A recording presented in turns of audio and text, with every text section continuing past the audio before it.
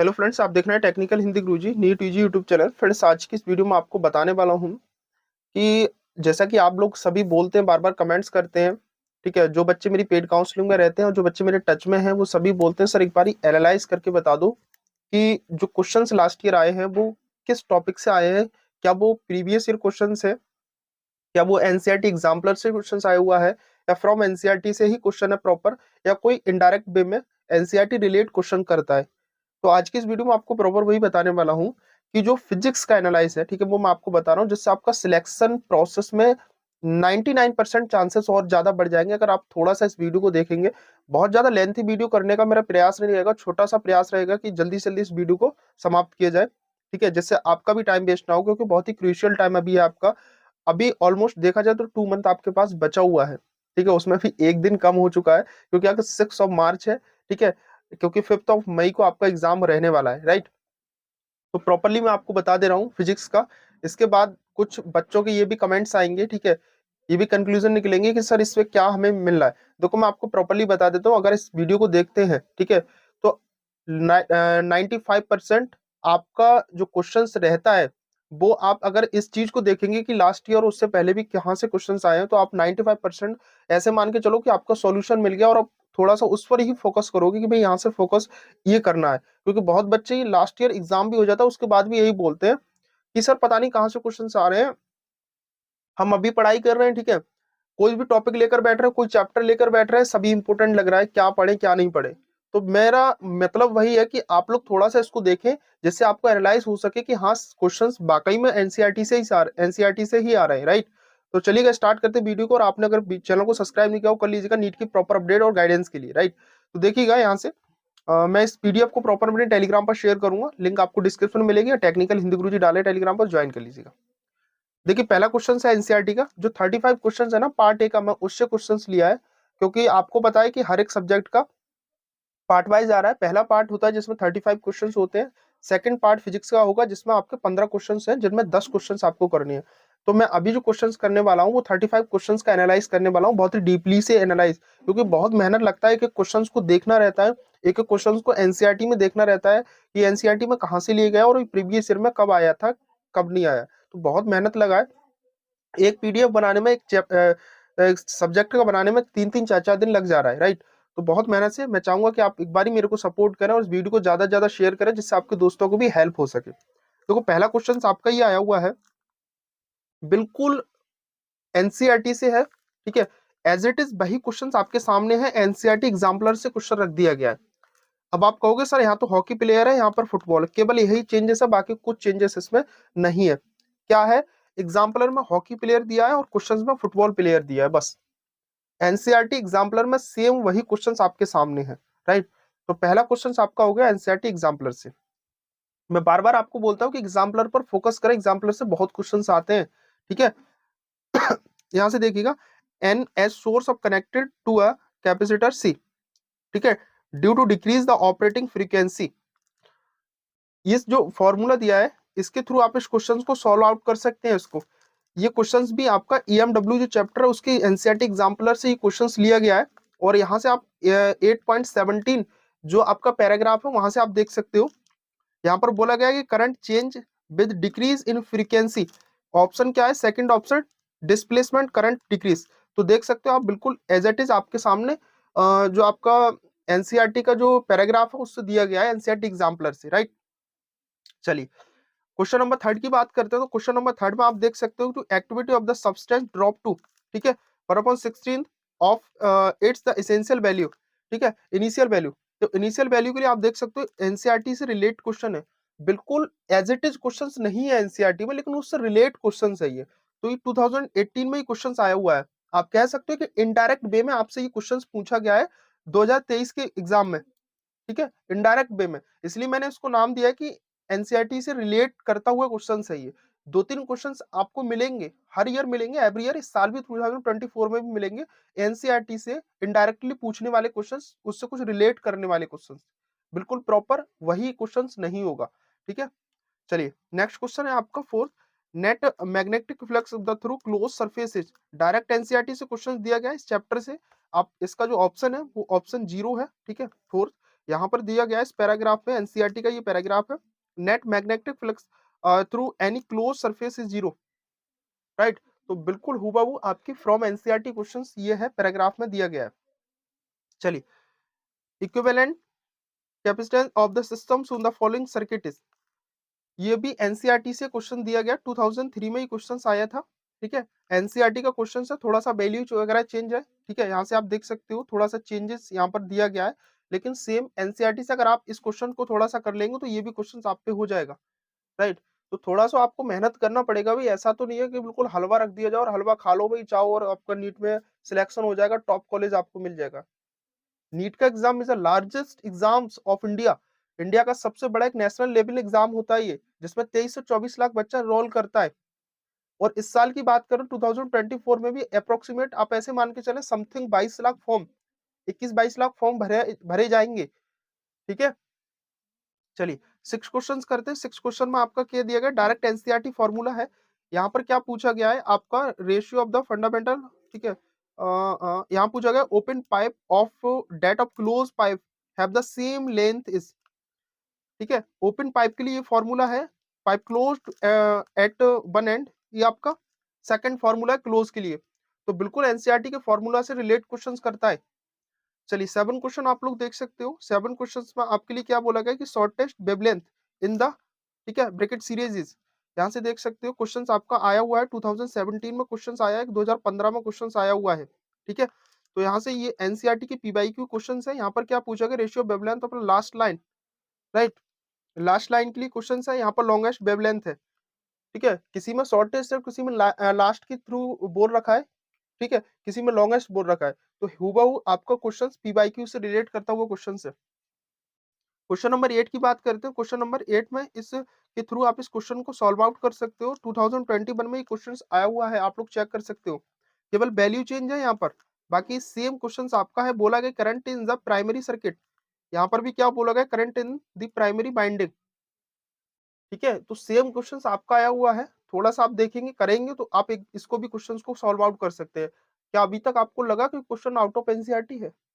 नहीं लगा होगा आई थिंक, जिन्होंने पढ़ाई नहीं की उनको लग सकता है कि भाई हाँ थोड़ा सा ऊपर से जा रहा है, थोड़ा सा आप पढ़े होंगे, गारंटेड बोल रहा हूँ, आप सभी एनसीईआरटी क्वेश्चन है, ठीक है। Magnitude and direction current in the following circuit is, देखो ये क्वेश्चन को सेम कॉन्सेप्ट पर ये क्वेश्चन है, 2020 में क्वेश्चन आया हुआ है, ठीक है।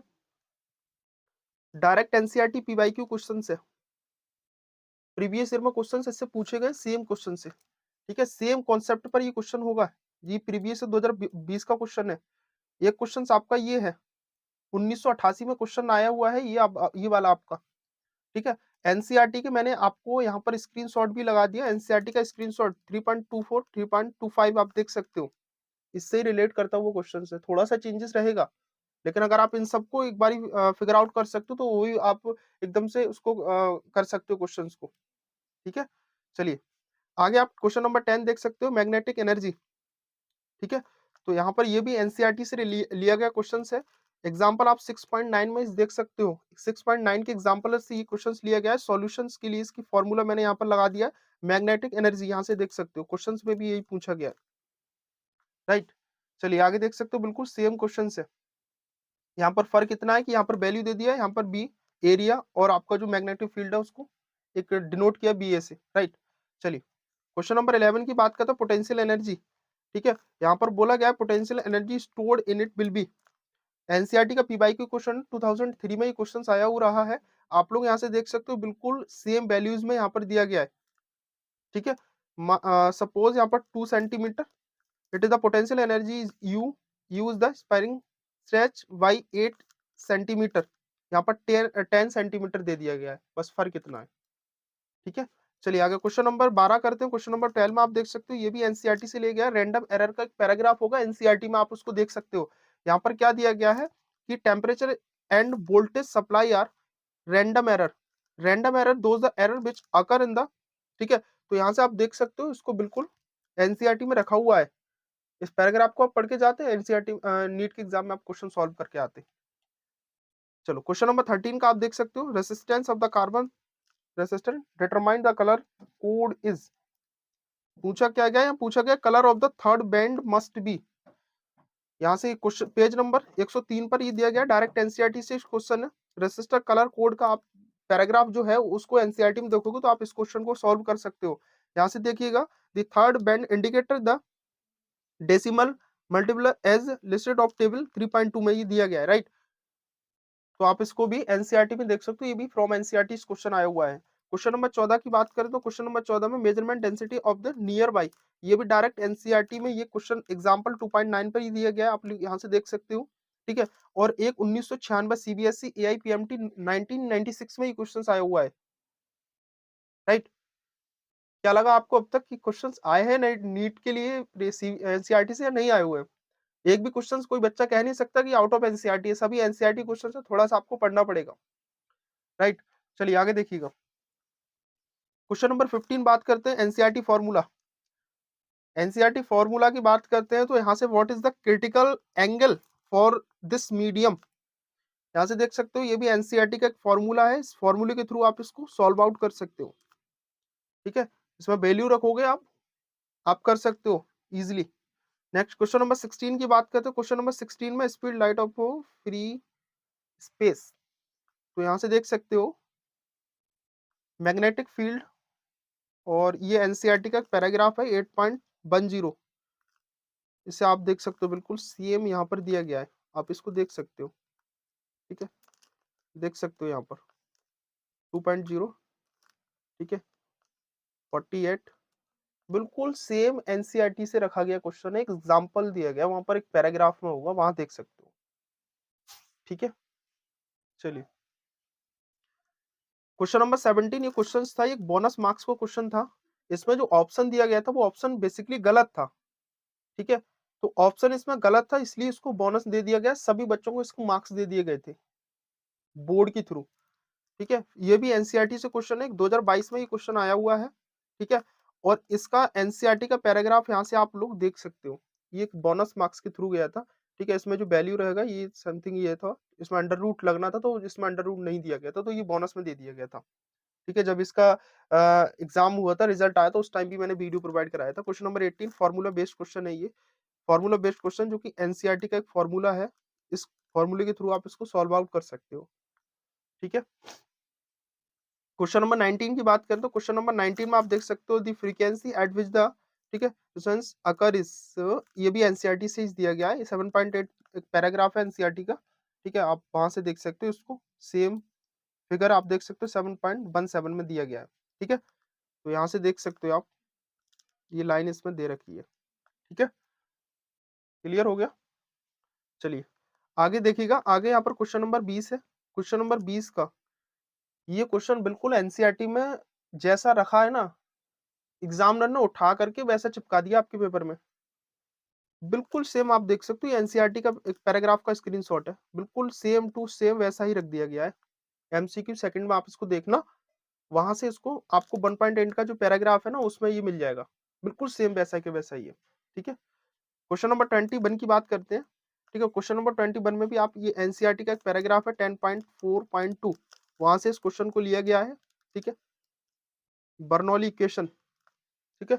सेम क्वेश्चन आप इसको थ्रू आउट कर सकते हो, साफ साफ यह लिखा है using the Bernoulli equation, option number first that is the right answer, right.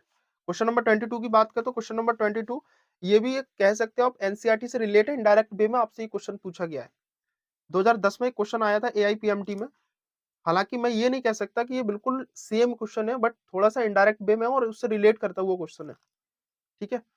चलिए नेक्स्ट क्वेश्चन देखें, नेक्स्ट क्वेश्चन है 23 में आप देख सकते हो, ये जो फॉर्मूला है ये एनसीईआरटी का एक है, ठीक है। इसी के थ्रू आप इस क्वेश्चन को सॉल्व आउट कर सकते हो, मतलब एनसीआर पेपर में या तो वो एनसीईआरटी का कोई फॉर्मूला के थ्रू क्वेश्चंस किया गया है, या फिर वो क्वेश्चंस किया गया है आपका बिल्कुल सेम क्वेश्चंस आपको एनसीईआरटी से उठाकर रख दिया है, थॉर्टिकल एनसीईआरटी से उठाकर रख दिया है, या कोई इनडायरेक्ट वे में, बट क्वेश्चन सब एनसीईआरटी का है, आप प्रॉपर यहाँ से देख सकते हो। मैं इसको टेलीग्राम पर शेयर कर दूंगा, लिंक टेलीग्राम की डिस्क्रिप्शन, आप इसको देख लीजिएगा। अब कुछ बच्चों के क्वेश्चन आएंगे सर केमिस्ट्री और बायोलॉजी का, मैं उसका भी प्रोवाइड आपको करा दूंगा। 24 का बात करते हैं, 24 आप लोग यहाँ से देख सकते हो, ये भी डायरेक्ट एनसीईआरटी से क्वेश्चंस लिया गया है, सॉल्यूशन इसका आप देख सकते हो क्या सॉल्यूशन है, ठीक है। फाइंड द मैक्सिमम फ्रीक्वेंसी, ठीक है, एक्सरे से क्वेश्चंस लिया गया है, आप यहाँ से देख सकते हो, ठीक है। बिल्कुल सेम क्वेश्चन है, आप यहाँ से सॉल्यूशन इसका देख सकते हो, ये भी एनसीईआरटी से ही लिया गया है। ठीक है, 25 की बात करें तो 25 में डायरेक्ट एक पीवाईक्यू क्वेश्चन है, एनसीईआरटी से रिलेटेड ही 1990 में क्वेश्चन आया हुआ था। मैंने तो फिर भी आपको 10-12 साल तक का बताया, एक दो क्वेश्चन होगा जो पहले उससे पहले भी का आएगा, 20 साल 15 साल पहले तक का भी क्वेश्चन आ जाएगा, जो कि एआईपीएमटी के नाम से पहले नीट को जाना जाता था, लेकिन अब उसका नाम चेंज करके नीट कर दिया गया। राइट, चलिए 26 को देख सकते हैं। 26 में एनसीईआरटी से क्वेश्चन लिया गया है।